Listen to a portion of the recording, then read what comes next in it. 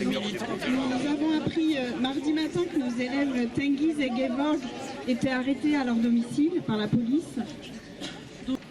C'est pourquoi nous avons sollicité une audience auprès de Monsieur le Préfet, ainsi qu'une intervention de la part de Monsieur Jacques Oxiette, président de région, afin de faire sortir les élèves du centre de rétention et de leur permettre de reprendre le cours de leur scolarité. Ils ont été expulsés hier de leur propre logement.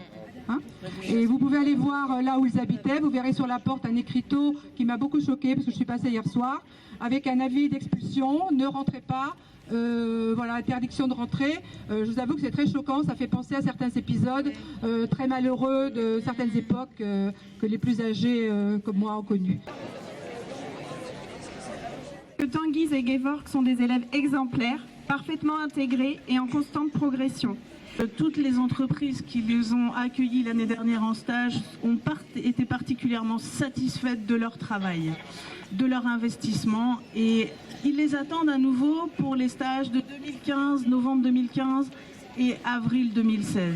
Vendredi matin à 9h, ils seront reçus en audience au tribunal administratif de Rennes avec l'avocat qui suit leur dossier.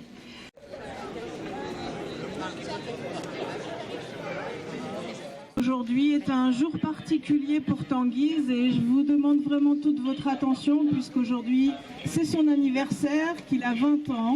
Fêter ses 20 ans dans un centre de rétention, on peut souhaiter un peu mieux pour les jeunes. Sur le cas des deux jeunes, c'est inadmissible. C'est la première fois depuis 2010 que ça arrive. En 2010, nous avons voté un vœu de soutien aux lycéens et apprentis. C'est la première fois depuis 5 ans qu'on a des lycéens de la région qui sont en centre de rétention. C'est inadmissible. Je suis en colère, l'ensemble des élus du conseil régional aussi. Les deux jeunes, dont vous avez souligné la parfaite intégration, la parfaite conduite en cours, la parfaite évaluation des chefs d'entreprise qui les accueillent en stage, le fait qu'il y ait des stages prévus jusqu'à la fin de l'année, même au-delà.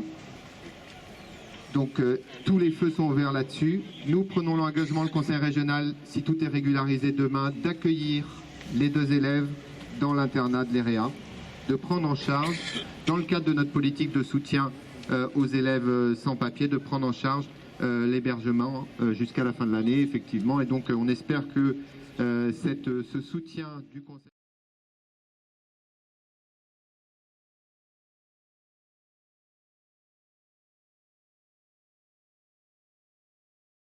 Je suis contente à la fois, je le dis très clairement, que Monsieur le Préfet s'en aille, car nous n'avons jamais eu d'écoute, alors que lorsque nous sommes arrivés, il s'était targué de nous recevoir régulièrement. Nous avons eu une seule visite, 8 jours après son arrivée, où il disait qu'il était hors de question de venir, qu'il ne nous recevrait jamais. C'est ce qui s'est passé.